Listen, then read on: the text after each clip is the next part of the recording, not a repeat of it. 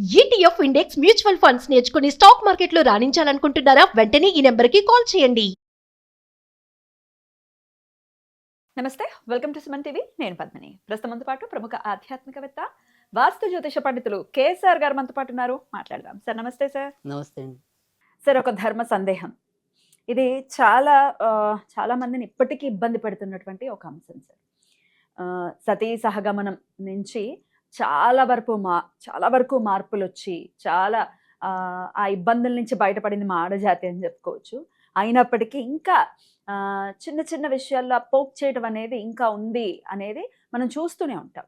So ఇదంతా ఎందుకు చెప్తున్నానంటే, వితంతువులు పూజ చేయొచ్చా అనే అంశం. వితంతువులు అడగటం, వితంతువులు అనటం కూడా మంచి బాధ అనిపిస్తుంది. అది అనటం కూడా పూర్వ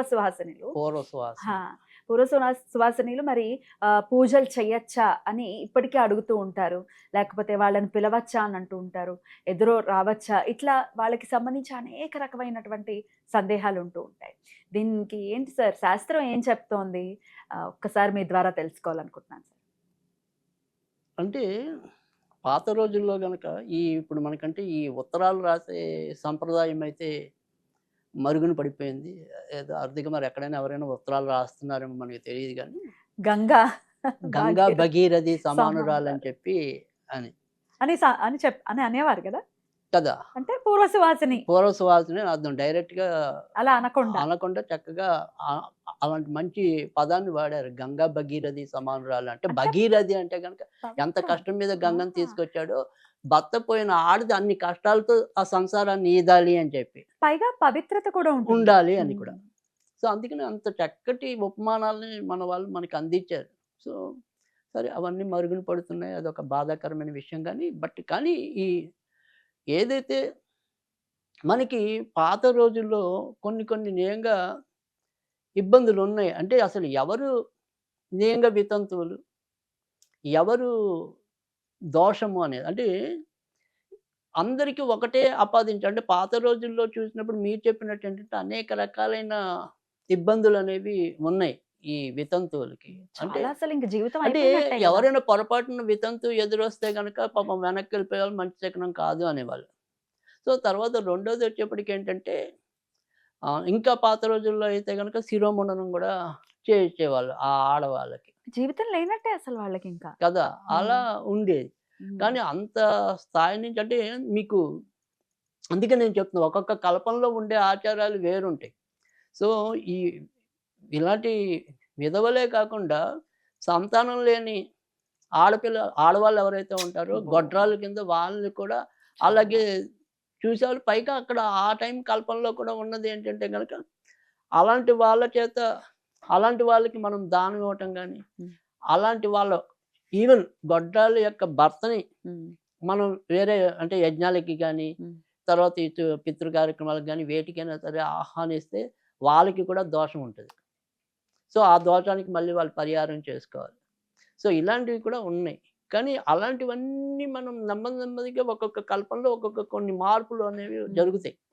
అది మనం చూసుకోవట్లా. మనకి ఎక్కడైతే అక్కలేని ఉంటాయో వాటిని ఎక్కువ పట్టించుకుంటూ ఉంటాం. ఎక్కడైతే కావాలో అవి వదిలేస్తూ ఉంటాం. కానీ ఎవరు నిజంగా వితంతువులు అంటే 65 ఏళ్ళు 70 ఏళ్ళు వచ్చాక వెనక ముందుగా పోవాల్సిందే కదా. కానీ శాస్త్రం ఏం చెప్పిందంటే, అర్ధాంతరంగా అంటే చిన్న వయసులో 28, 30 ఇలాంటి వాళ్ళు దురదృష్టం ఉంటేనే కదా భర్త పోతాడు. కనుక అలాంటి దురదృష్టవంతులు కాబట్టి వాళ్ళ యొక్క శకునం మంచిది కాదు అని వాళ్ళు ఊహించి ఉండొచ్చు. లేదు సంతానం కలగట్లేదు అంటే కనుక ఖచ్చితంగా ఆమెకి అనేక రకాల వంజ దోషాలు ఉన్నాయి కాబట్టి, ఆమె యొక్క కర్మ సరిగ్గా లేదు కాబట్టి ఆమె వద్దు అనొచ్చు. కానీ ఇవాళ మనం ఏదైనప్పటికీ కూడా జాతకం మీరు అడిగిన దాంట్లో చెప్పాలంటే కనుక అది తెలుస్తుంది. ఏదైతే సప్తం అనేది చాలా ఇంపార్టెంట్ కదా. ఆస్ట్రాలజర్గా కూడా చెప్పండి సార్. డెఫినెట్గా దీన్ని మీరు ప్రిడిక్ట్ చేసే అంశం ఉంటుందా? వీళ్ళకి వైధవ్యం వచ్చే పరిస్థితి ఉంటుంది అనేది ఏ కాంబినేషన్స్ చెప్తుంది సార్? అది సాధారణంగా అంటే సప్తమ స్థానం అనేది ఇంపార్టెంట్ అంటుంది.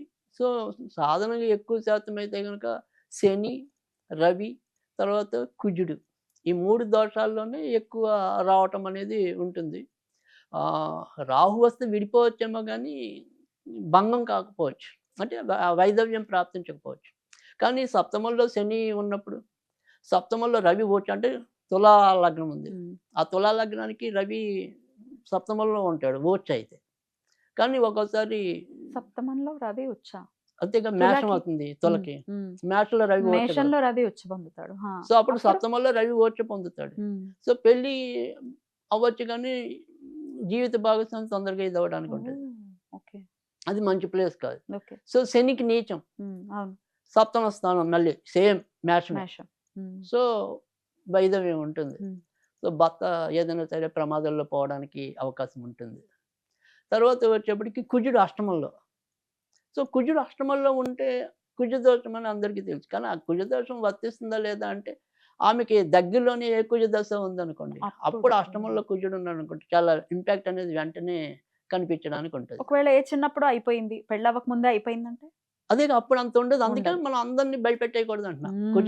కుజదోషం అని అది అంతవరకు వీళ్ళ జాతకానికి అప్లై అవుతుంది అవదు అనేది మనం పరిశీలించాలి.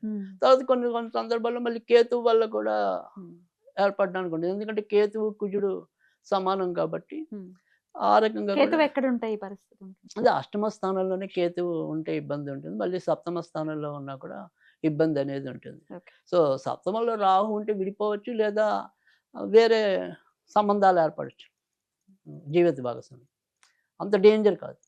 కానీ కేతువు కొంతవరకు డేంజర్. బాగా అయితే కనుక కుజుడు శని రవి వల్ల కూడా ఎక్కువ ఈ వైధవ్యాలు ప్రాప్తించడం అనేది ఉంటుంది.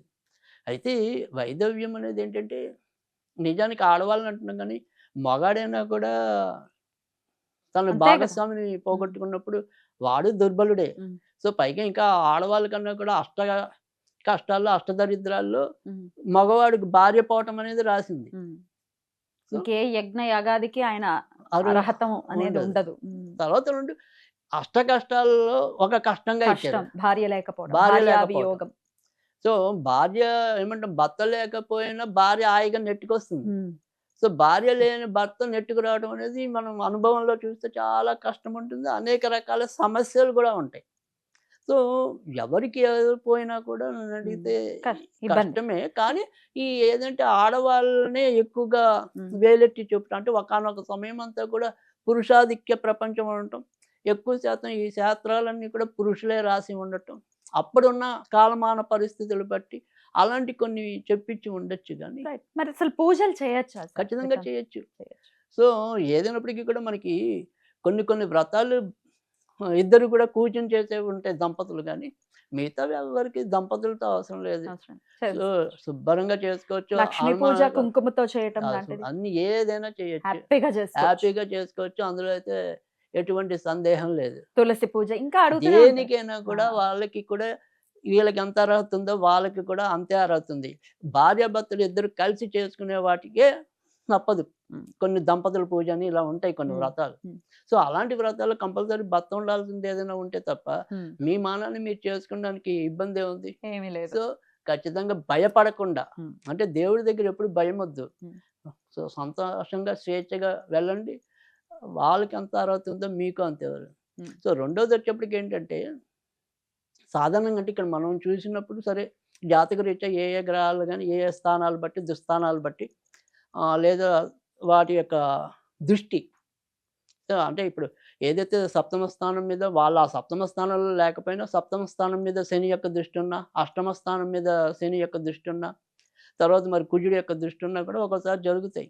కానీ యాజ్ ఏ కర్మ ఏం చెప్తుంది అంటే కనుక ఈ ఎవరైతే ఇప్పుడు మనం ఎక్కువ వితంతులుగా ఉంటామో వాళ్ళు అంతకు ముందు జన్మల్లో ఈ భార్యాభర్తలను ఇద్దరిని విడగొట్టడం, ఇటువంటి పాపాల వల్ల అది ఇప్పుడు సంప్రదిస్తుందని చెప్పి అవి చెప్తాయి శాస్త్రాలని. అందుకని ఈ జన్మలో అవి చేయకుండా ఉండాలి. అందుకని మనం ఏంటంటే సాధ్యమైనంత వరకు ఎక్కడైనా విడిపోయి ఉండే దంపతుల్ని కలపడానికి మన సాయశక్తులా కృషి చేయాలి, కానీ మరొక పొల్లేసి విడగొట్టకూడదు. అసలు మధ్యలో కూడా నడవమే మనం.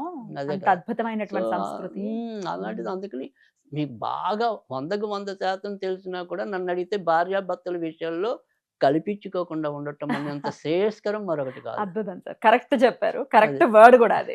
వాళ్ళ బాధలేవో వాళ్ళ కష్టాలేవో వాళ్ళు పడతారు, మనకెందుకు గాడిదలు అవుతాం పైగా కదా. అలా ఎప్పుడు కూడా చేయకూడదు. రైట్. తర్వాత రెండోది ఏంటంటే, సరే మరి ఇన్ని చెప్పారండి, మరి వితంతు అవ్వకుండా వైధవ్యం ఉండాలి ఉండడానికి అంటే రెమెడీ. గనక మా ఆడపిల్లలకైనా మగవాళ్ళకైనా సరే అటువంటి ఇబ్బంది రాకుండా రాకుండా. ఉండాలి అంటే గనక ఆ. ఖచ్చితంగా మరి ఎవరిని పూజిస్తే ఎక్కువ మంచిది అంటే గనక అర్ధనారీశ్వరునే పూజించాలి. సో అర్ధనారీశ్వర స్తోత్రం అని ఉంటుంది. ఉమ్. అది చాంపయ్య కుష్మ అని చెప్పి ఉమ్. అది రోజుకి 2 సార్లు చదవాలి. 2 సార్లు. సో అలా కొన్నాళ్ళు చదివితే ఒక నోటికొచ్చింది. నోటికి రావడం సంగతి ఎలా ఉన్నా ఒక 40 రోజులు 50 రోజుల్లో చదివి వదలొద్దు. కొద్దిగా ఒక్కొక్క రోజు మీరు వదిలేసినా ఏం పర్వాలేదు కానీ ఒక సంవత్సరము అలా చదవండి. చదివితే మనకి ఏంటంటే ఏదైతే పిల్లలు రజస్సులు అవుతారు కదా, లేదా మగవాళ్ళు 18 ఏళ్ళు అనుకోండి, పోనీ ఆడవాళ్ళకి కూడా 18 ఏళ్ళు చెప్తాం, మెచ్యూరిటీ మెచ్యూరిటీ వచ్చాక ఆ తర్వాత నుంచి పెళ్ళి లోపు ఒక సంవత్సరం పాటు వీళ్ళ చేత చదివిచ్చేసారు అనుకోండి వీళ్ళు, లేదా వాళ్ళ పేరున ఇంకా పిల్లలు మనకి చదివేంత తీరిక లేదు, ఇంకా పెద్దంది అంటే మంచి మంచి చదువుల్లో ఉంటారు, ఇంకా పెద్ద చదువుల్లో ఉంటారు. అలా అవుద్ది అనుకుంటే కనుక వాళ్ళ పేరు చెప్పుకుని ఆ 2 సార్లు ఆ స్తోత్రం చదివి కొద్దిగా పక్కన నీళ్ళు వదిలేసేయండి వాళ్ళ పేరు అనుకుని. అప్పుడు ఆ పుణ్యం వాళ్ళకి చేరటం అనేది ఉంటుంది. అలా ఒక సంవత్సరం చేస్తే వాళ్ళ జాతకాల్లో ఇలా ఏమైనా అనుకోకుండా ఏమైనా ఇబ్బందులు ఉన్నా, ఇతరత్ర మనకి తెలియని సమస్యలు ఉన్నా అవి కూడా దూరం అవుతాయి. సో అది మటుకు చాలా బాగా పనిచేస్తుంది. అర్ధనారీశ్వర స్తోత్రం బెస్ట్.